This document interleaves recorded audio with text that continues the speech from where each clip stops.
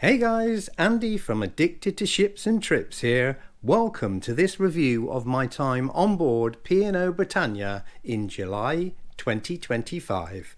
I'll take you through my impressions of the embarkation process, dining, entertainment, the room, the ship condition, and the saddest part of all cruises, the disembarkation process. Here we go then. Do hit that subscribe button so you don't miss the other videos in this series and future channel content. We'll kick things off with the embarkation process. This was a pretty smooth experience. I was given a 12:30 p.m. time slot, and after a small queue to get my photo taken, I was cleared to board. Security was a breeze and I was on the ship just before 1 p.m. Rooms were ready at around 2 p.m. and unlike many of my cruises, the luggage was already outside the room. What a result! Complimentary dining. Service and food quality was a little bit inconsistent at lunchtime in the main dining rooms, with a few bland dishes, longer waits, and waiters that didn't seem quite so cheerful as they normally are. I felt that the focus was very much on the evening service. In contrast, in the evenings, I was pleasantly surprised by the quality of food on offer. There wasn't a single dish that I didn't enjoy. On the whole, the wait staff were extremely efficient, helpful, and the service came with a smile.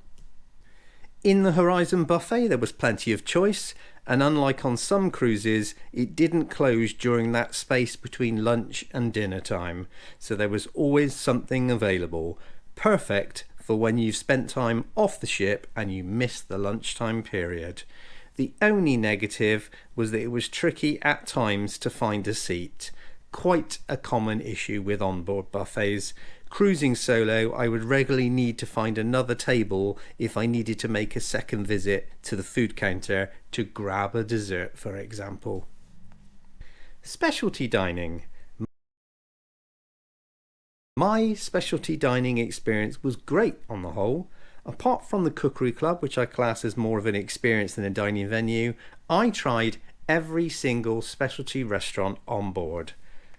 Limelight Club, Sindhu, the Beach House, and the Glass House were all pretty good. However, I did have a bit of a negative experience in Epicurean, which surprised me. I'll cover that in my specialty dining review, so be sure to subscribe so you don't miss it. Entertainment. If you haven't been on Britannia before, you might enjoy the headliner shows in the main theatre. Bar 1 or 2, I found them a little generic and pedestrian with very little storyline. It was more of a series of unrelated songs and dances rather than a story. As I'd been on the ship before, I was a little disappointed to see the exact same shows that I saw 3.5 years ago. Now I know that these things cost money and a lot of planning, but I'd hoped for a bit of an entertainment refresh on at least some of the shows. There was often nightly entertainment in the live lounge, and I didn't remember seeing any of these before, so that was a plus, and they were pretty good.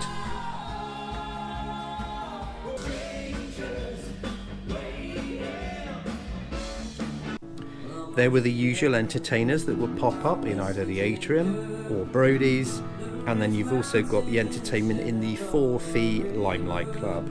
Le Voir was superb. 1,000 nights or something. Yes, now listen, let me tell you, that is not from their choice.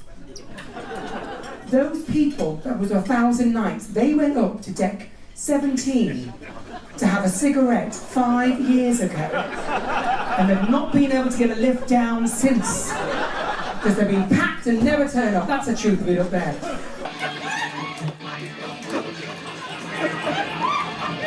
Come on, everyone. Here we go.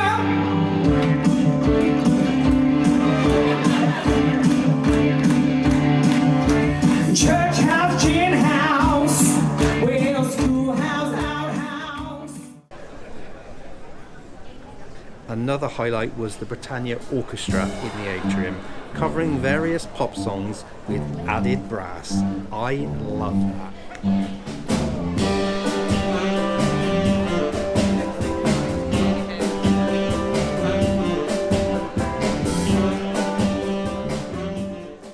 My room.